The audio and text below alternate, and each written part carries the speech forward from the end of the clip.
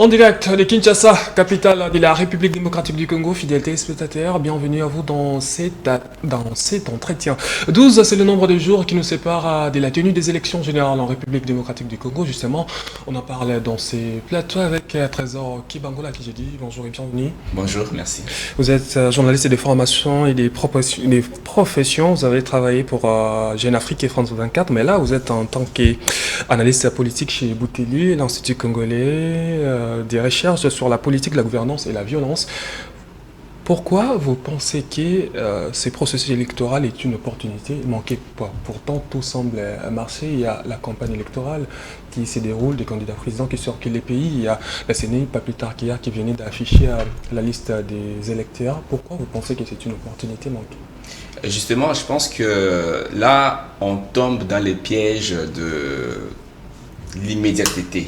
Les processus électoraux en RDC, en tout cas ces cycles électoraux, ne commencent pas avec la campagne électorale, ne commencent pas par la publication des listes définitives des électeurs. Donc si on dézoome, si on prend un peu de recul, un peu de hauteur pour regarder ces processus électoraux, on va constater tout de suite qu'il y a eu beaucoup de problèmes, beaucoup de couacs tout au long de ces cycles électoraux. On peut remonter plus haut possible. On peut partir autour des années 2020 avec la controverse autour de la nomination des juges constitutionnels, parce qu'il faut savoir que c'est la Cour constitutionnelle qui va publier les résultats définitifs de ces élections. Donc c'était un enjeu majeur. La manière dont les juges ont été remplacés, ça a posé problème. Ça a même été la cause du divorce entre Joseph Kabila, l'ancien président, et l'actuel président Tshisekedi. Il y a eu la controverse autour de la nomination des animateurs de la CENI. On a eu à un moment donné un élan des réformes électorales qui finalement a été abandonné parce que ce soit les propositions courageuses de l'actuel ministre des Affaires étrangères, Christophe Lutundula, qui voulait réformer en profondeur la loi sur la CENI. Ces réformes-là ont été abandonnées ou désossées, et il y a eu la loi électorale, il y a eu des propositions des G13, il y a eu tout un référentiel de la société civile sur les réformes électorales, mais à l'arrivée, toutes ces réformes, lorsqu'il y a eu inversement des rapports de force en 2020, lorsque Tshisekedi a récupéré les marges de manœuvre qui lui manquaient, on a constaté que même les élans des réformes ont été abandonnés. Ces processus électoraux a eu des problèmes aussi au niveau du fichier électoral. Vous vous souvenez de la polémique autour de l'audit du fichier électoral. L'OIF est arrivé ici pour regarder s'il pouvait auditer.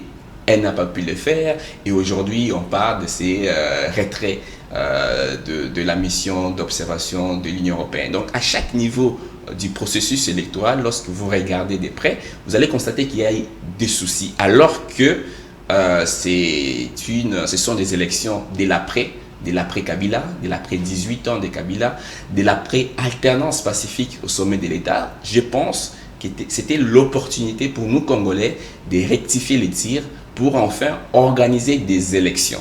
Moi, j'ai du mal à dire élections crédibles. Il faut seulement organiser des élections, pas des non-élections, pas des semblants d'élections qu'on organise depuis 2006. On dépense beaucoup d'argent et à l'arrivée, les résultats sont toujours les mêmes. Les résultats sont toujours contestés et on est toujours en plein crise de légitimité, alors que les compromis des Sun City, début des années 2000, 2002, 2003, on s'était dit il faut qu'on aille aux élections crédibles, transparentes, inclusives, pour mettre fin à la crise chronique des légitimités. Les dernières élections, on le sait, aujourd'hui, il y a plusieurs voix qui s'élèvent déjà pour dire oui, ce n'était pas les résultats des urnes qui ont été proclamés, mais un accord politique. Donc on est toujours 20 ans plus tard dans la crise de légitimité. Donc c'est pourquoi je considère, comme on est parti sur les mêmes bases, cette volonté politique de caporaliser toutes les institutions de gestion du processus électoral, on passe à côté d'une opportunité d'échanger les choses. Mais actuellement, le train est déjà en marche.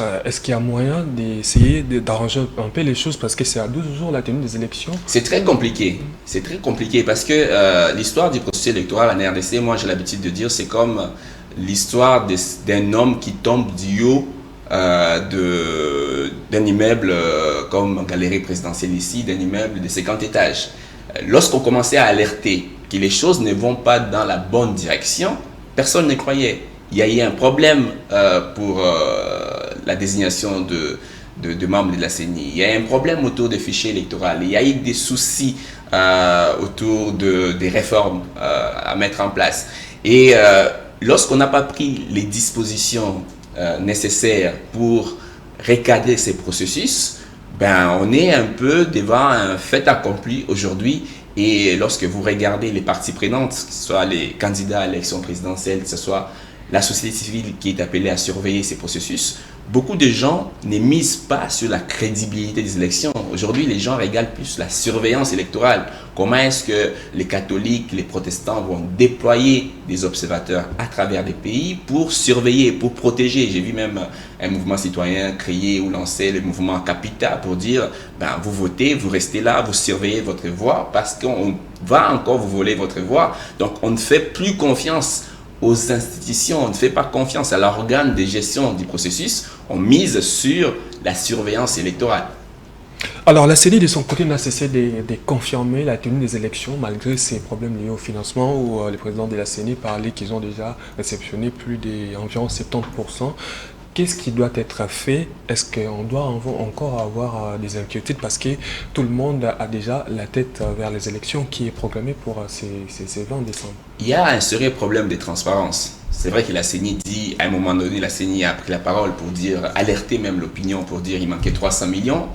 Et le gouvernement a dit que voilà, on va débloquer. Le ministre des Finances a parlé des 130 millions, mais les dernières informations qu'on a, il ne manque plus que moins de 100 millions à la CENI pour boucler ces budgets de 1,1 milliard de dollars, sachant que c'est financé sur fonds propres, donc c'est l'argent du contribuable congolais, mais aujourd'hui, personne n'a vu les détails de ces budgets. Personne n'a vu les plans de décaissement. Quand est-ce que la CENI a besoin de l'argent et quand est-ce que le gouvernement donne cet argent et pour faire quoi? Combien coûtent les machines à voter?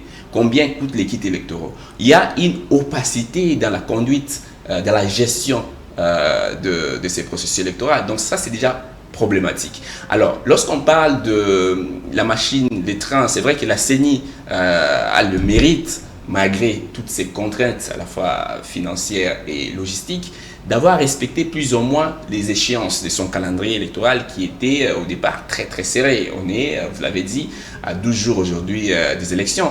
Mais début décembre, les 5 décembre, il y a un courrier du président de la CENI qui demande au gouvernement de débloquer des fonds ou des moyens de disponibiliser 4 Atonov et 10 hélicoptères pour permettre à la CENI de déployer des matériels parce qu'en ces temps de campagne, voilà, les avions sont occupés par des candidats. Donc on constate à 12 jours des élections, la CENI éprouve encore des difficultés pour déployer tous ces matériels et kits à travers les pays. Donc aujourd'hui, on ne peut pas dire qu'on est sûr à 100% qu'il y aura les scrutins le 20 décembre. Et s'il y a les élections le 20 décembre, on doit s'interroger sur la qualité de ces élections et sur l'effectivité de ces élections dans tous les 75 000 bureaux de vote. Pas sûr à 100%, est-ce qu'on doit avoir des inquiétudes ou on doit continuer à faire confiance à la CENI qui est justement l'organe qui...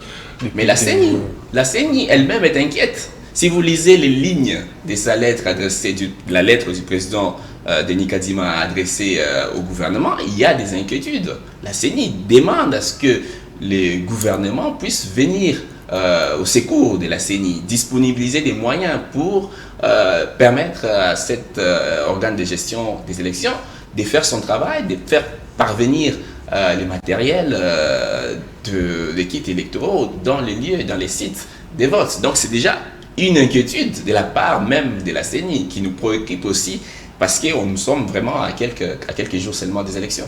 Si vous nous avez pris en cours de diffusion, nous sommes sur Actu 30 Télévision, on parle des élections en République démocratique du Congo avec Trésor Kibangula, analyste politique chez Bouteli, Institut congolais des recherches sur la politique, la gouvernance et la violence.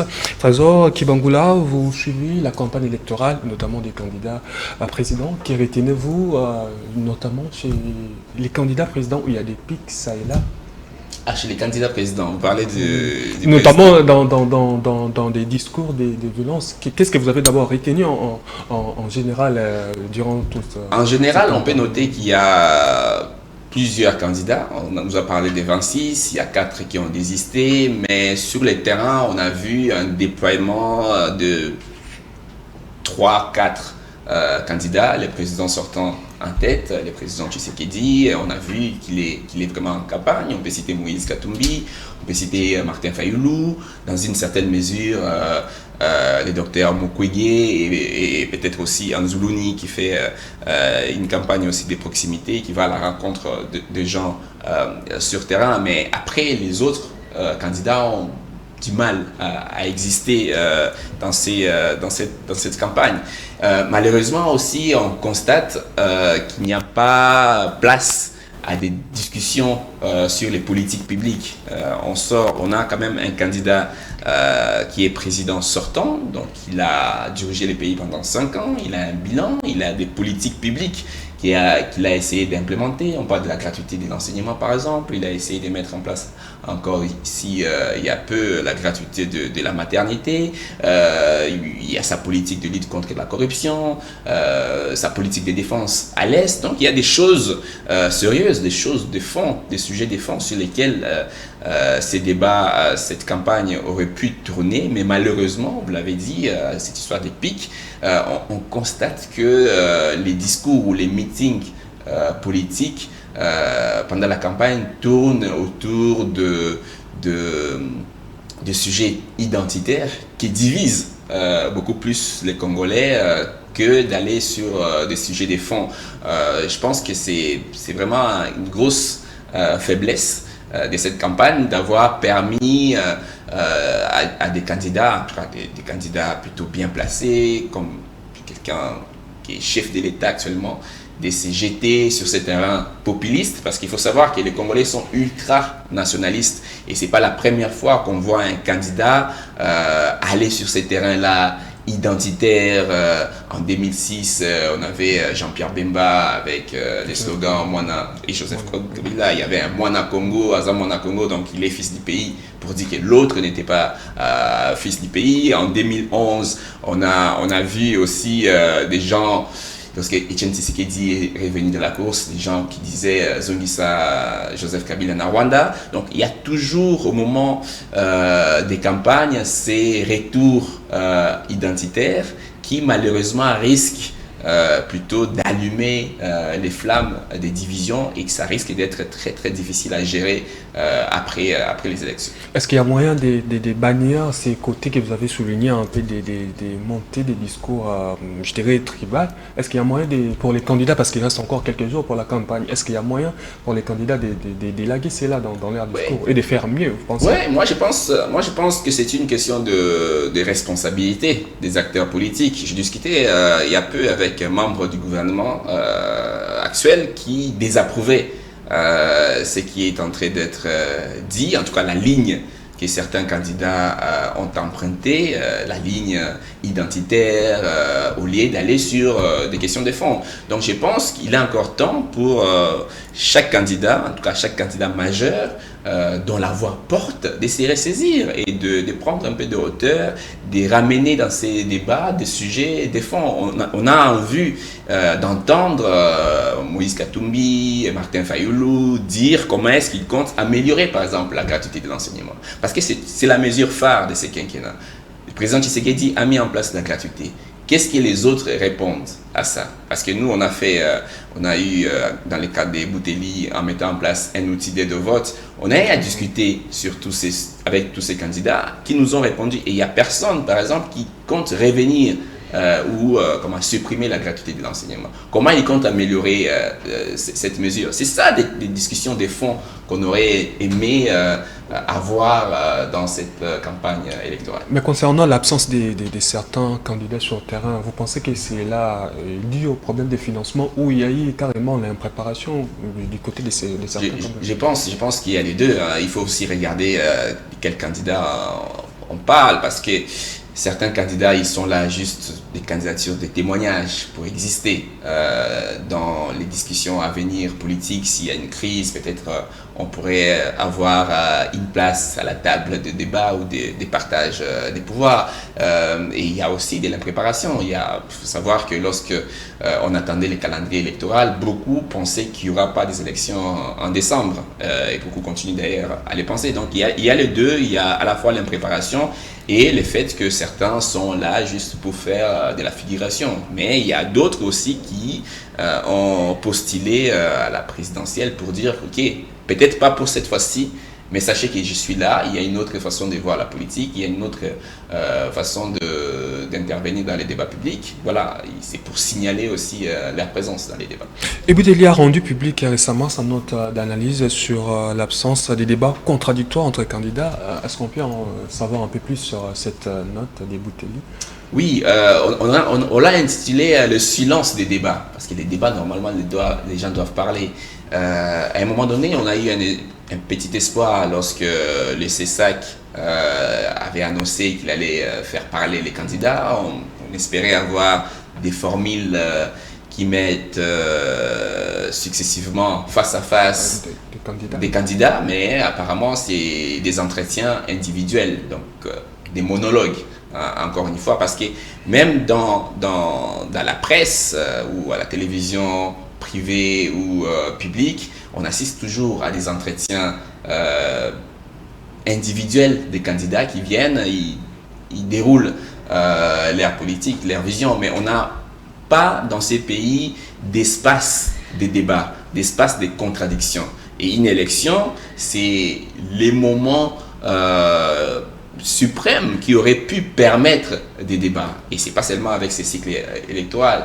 Depuis plusieurs années, il y a une carence des débats contradictoires et des débats des fonds sur les politiques publiques. C'est ce que nous avons estimé qu'il était nécessaire de mettre ça en lumière, de mettre sur la place publique que malheureusement, tout au long des cycles électoraux qui se succèdent en RDC, il n'y a jamais eu des débats et aujourd'hui encore, il y a ces silences des débats. Mais vous ne pensez pas que c'est quand même une avancée? Avant, il n'y avait pas ces candidats présidents qui essayaient de s'affronter aux journalistes. On les voyait seulement sur le terrain.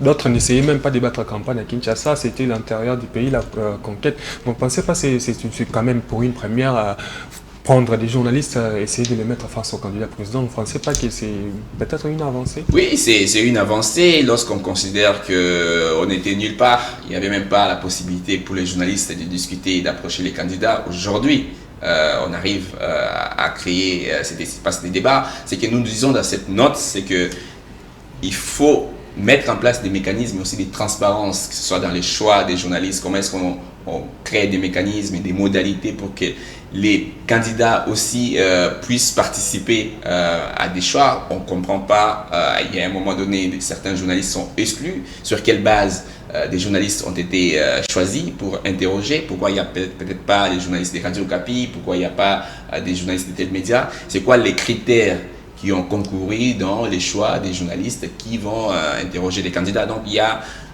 bien sûr quelque chose à encourager, ça va dans la bonne direction. C'est ça qui dit que c'était compliqué d'organiser un débat avec 26 candidats, ok, mais il y a peut-être eu moyen, on a vu dans d'autres cieux la possibilité de faire à tour des rôles, voilà, on peut aligner 6 candidats aujourd'hui et demain on fait d'autres mélanges pour avoir au moins de la contradiction, parce que c'est très important lorsque les gens veulent décider de comprendre un peu les idées divergentes sur une même thématique, comment est-ce que les candidats se distinguent.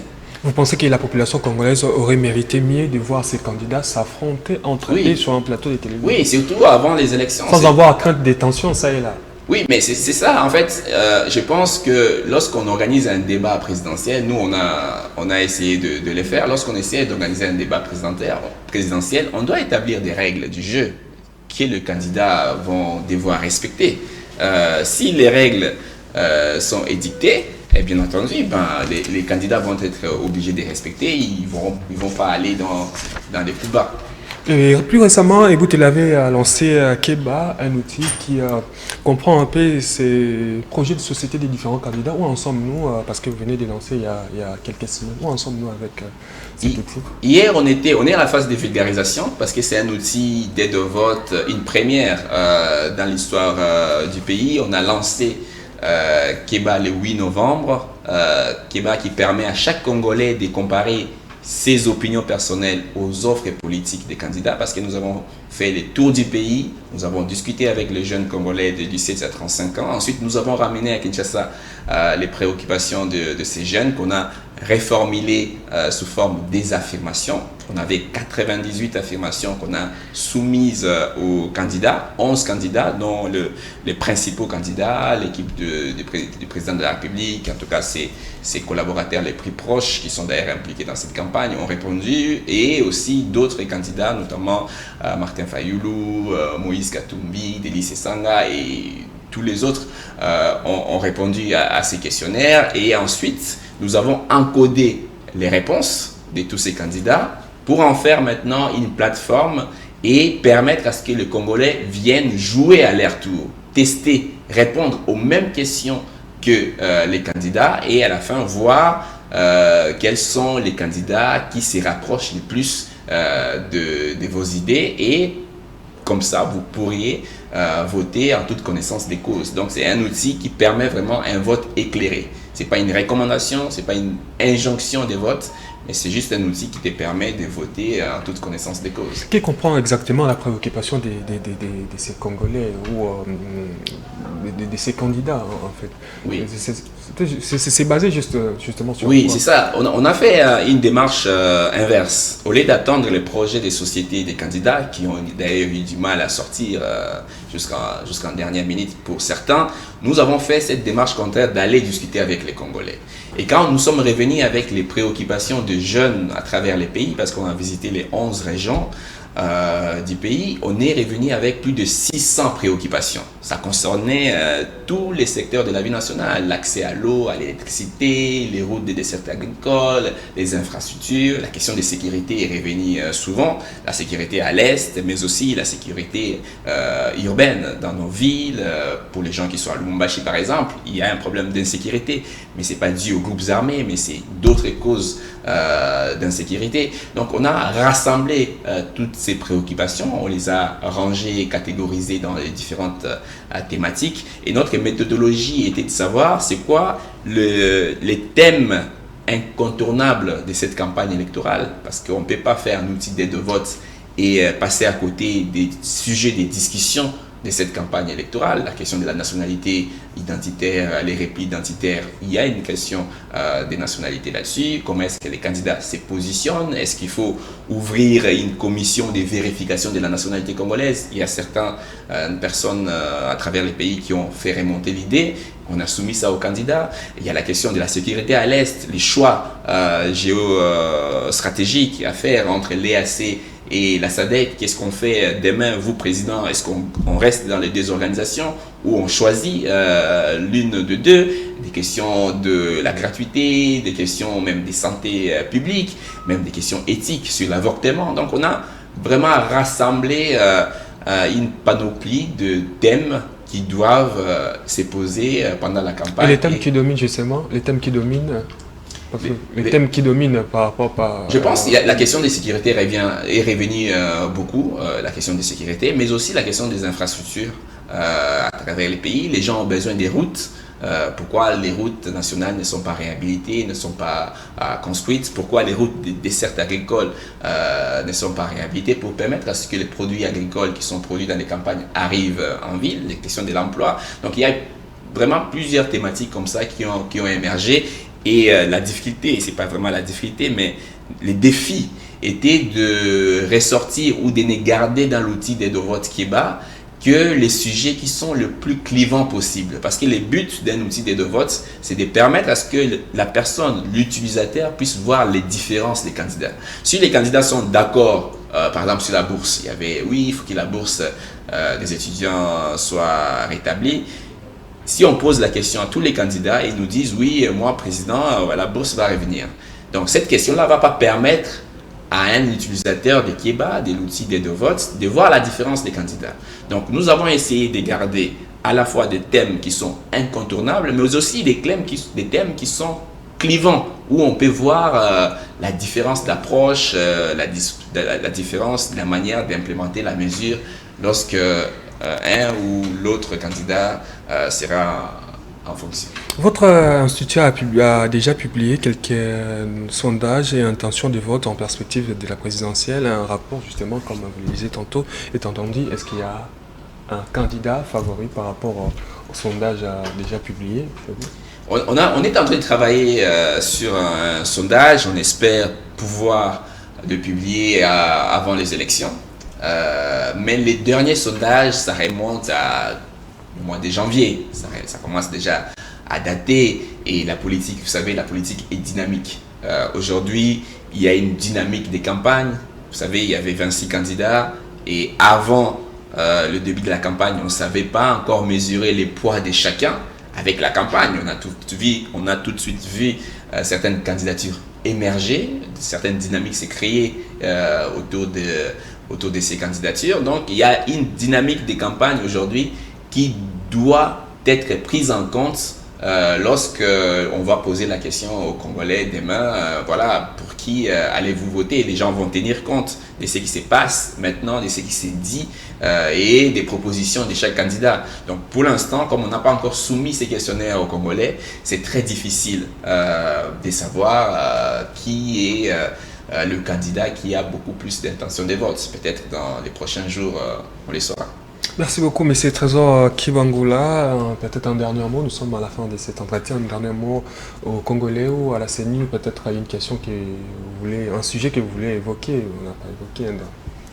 Merci beaucoup. Pour les derniers mots, ce sera un mot de remise en question pour nous, Congolais, parce que les élections ne doivent pas être considérées juste comme un moment rituel où on dépense l'argent public et finalement on n'est pas sûr que ce qui va ressortir des urnes ou va être proclamé est vraiment issu de suffrage de ce que les Congolais ont décidé. Nous devons nous ressaisir. Ça fait plus de 20 ans qu'on s'est dit dans ces pays qu'il faut organiser les élections pour mettre fin à la crise chronique de légitimité. Travaillons pour des élections crédibles dans notre pays.